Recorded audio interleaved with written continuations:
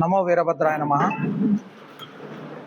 రాయచోటి దక్షిణ కాశీగా పేరొందిన వీరభద్ర స్వామి దేవస్థానం నందు ఈరోజు 7 వాటికి సీల్డ్ టెండర్లను పిలవడం జరిగింది.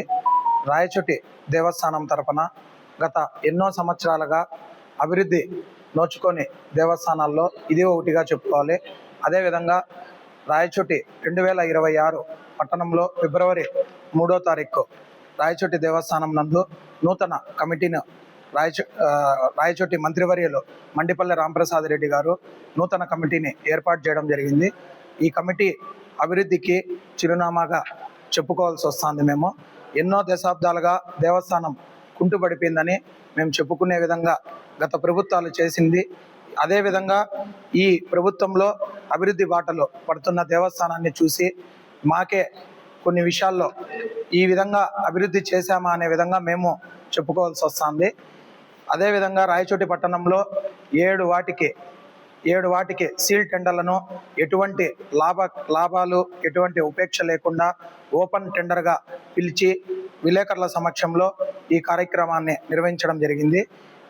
ఈ విధంగా నిర్వహించడానికి రాయచోటి పట్టణంలో వెలిసిన వీరభద్రుడు ఎన్నో ఏండ్లుగా అభివృద్ధికి జరగలేదనేదే ఇదే చిహ్నం.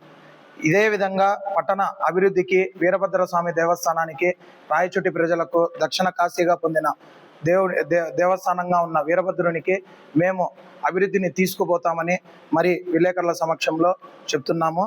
ఈ విధంగా పిలిచిండే సీల్ టెండర్లను ఈరోజు రాయచోటి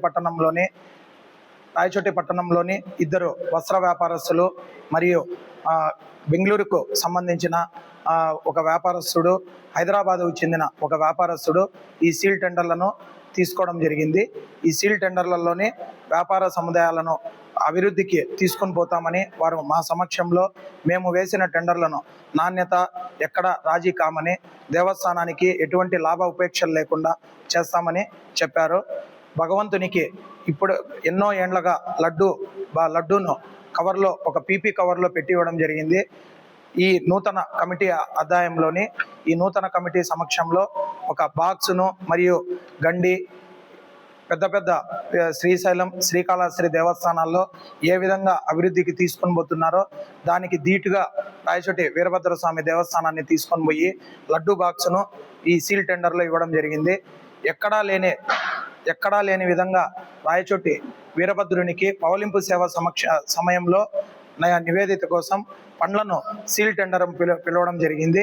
ఈ పండ్లను రాయచోటి వ్యాపారస్తుడైన గాంధీ బజార్లోని ఒక వస్త్ర దుకాణ వ్యాపారస్తుడు దీన్ని తీసుకోవడం జరిగింది.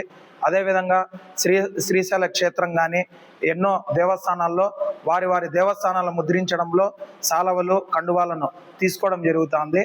అదేవిధంగా మేము వేరే దేవస్థానాలను ఇప్పటి వరకు వాడాం, కానీ మా దేవస్థానం ఎక్కడా రాజీ కాకూడదని దేవస్థానం పేరు మరియు ఫోటోలను ముద్రించి కొత్తగా జరీ కండువాలను దేవస్థానం పేరుతో సీల్ టెండర్ను పిలిచి ఈరోజు వస్త్ర వ్యాపారస్తులు కంసల వీధిలోని ఒక వ్యాపారస్తుడు అదేవిధంగా మనకు ఫోటో ప్రూఫ్తో సహా చూపించి మనకు ఈ సీల్ కొటేషన్లో తీసుకోవడం జరిగింది.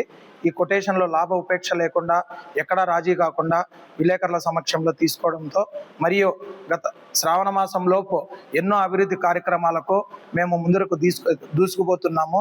ఈ కార్యక్రమంలో రాయచోటి మంత్రివర్యులు మండిపల్లి రాంప్రసాద్ రెడ్డి గారి సమక్షంలో ఇవన్నీ ఓపెనింగ్లు చేసుకోవడం జరుగుతుంది.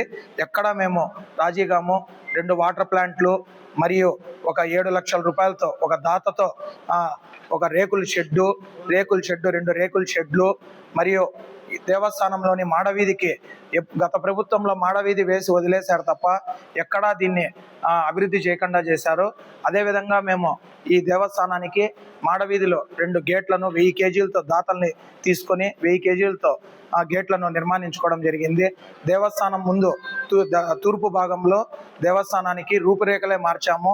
దీనికి నిదర్శనంగా శ్రావణ మాసంలో ఎట్టకేలకు దీన్ని అన్ని ఓపెనింగ్ చేయడం జరుగుతుంది. మా నాయకుడైన మండిపల్లి రాంప్రసాద్ రెడ్డి గారితో ఖచ్చితంగా ఈ కమిటీని 2 సంవత్సరాల లోపు ఎంతో అభివృద్ధికి దేవస్థానాన్ని తీసుకొని పోవడం జరుగుతుందని మీ సమక్షంలో తెలియజేస్తున్నాను.